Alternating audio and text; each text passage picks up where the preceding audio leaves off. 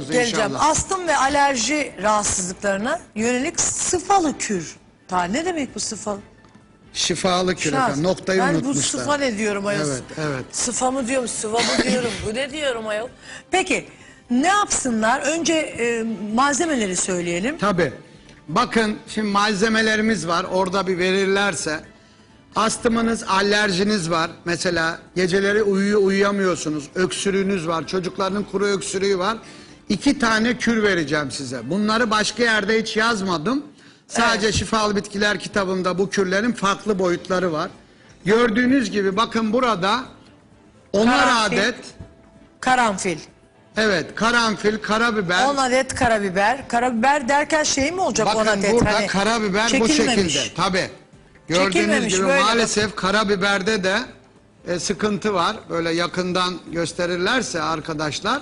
Yani tane bir şekilde çekilmemiş olsun.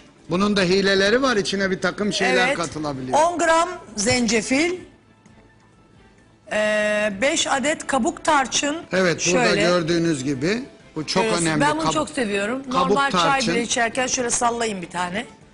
Çok zaten faydalı. işte normal halde de bunu karanfille birlikte içtiğinizde bile çok iyi netice alırsınız ama biz size daha çok güçlü bir formül 5 gram ısırgan otu, 5 gram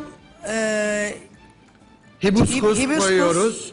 10 gram zerdeçal, 10 gram ekinezya, 5 gram ayva yaprağı burada var. 5 gram avuç yaprağı, 1 gram da kekik koyuyoruz. Ne yapacaklar? Bunların hepsini 1 litre, bakın orada 1 litre bir suyun içine koyacaklar.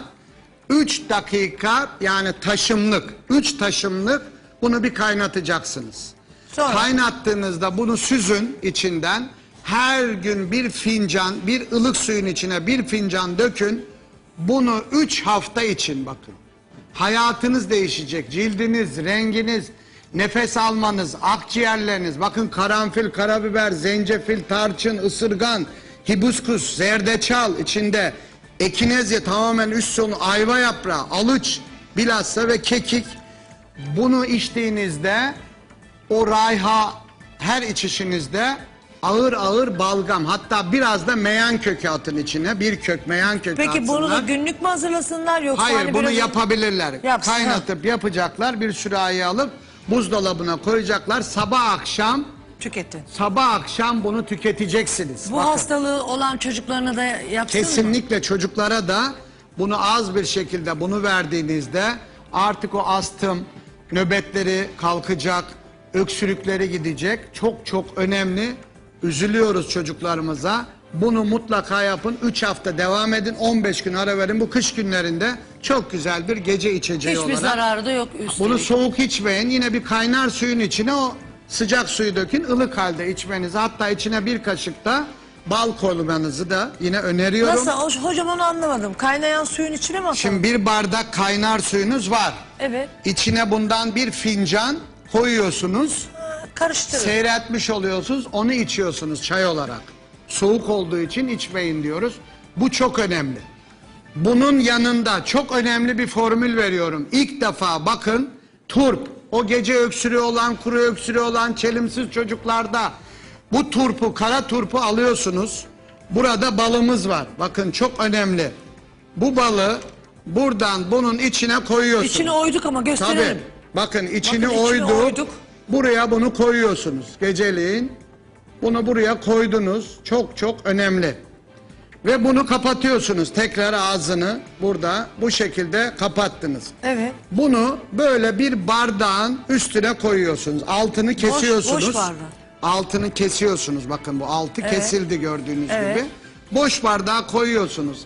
Her gece bir turpu sabahleyin geceden böyle yapıp buraya koyun. Sabahleyin bunun içinde çıkacak bir su çıkacak. Bunun içinde. Hadi be, bu turp su mu Evet, bırakacak? turp bu içindeki bal, biliyorsunuz Kur'an'da bile bal atan şifa kaynağımız. Evet, binlerce sonra çiçekten suyu alınmış bütün vitaminler, mineraller hepsi içinde. Bu suyu ılık bir suyun içine dökün, çocuğunuza içirin. 2 yaşından ölene kadar herkes bu kürü yapabilir. Bu çok çok önemli. 2 yaşından ölene kadar bunu herkes yapabilir. Hemen sabahleyin yine bir tane turp, içine bu balı koyun, onu içirin. 7 günde çocuğunuzun o öksürüğü, kuru öksürükleri, astımı, alerjisinde neler olacak bir görün. Hocamız der ki turp yiyin, yiyemeseniz tarladan geçin diyor. Dünyada bakın Regard Berg'in bir listesi vardır Hamburg laboratuvarında. Dünyanın en alkali bitkilerinden birisi turptur. Evet. Bilhassa kanser hastalarında bile bunu Çok yine da kolay öneriyoruz. gördüğünüz gibi. Çok çok önemli. Bu turpu da yapmanızı sizlerden istiyorum. Peki Yapın, efendim. şifa bulun diyoruz. Yine Kainat Eczanesini ayağınıza getirdik gördüğünüz gibi. Türkiye'nin Lokman hekimi o.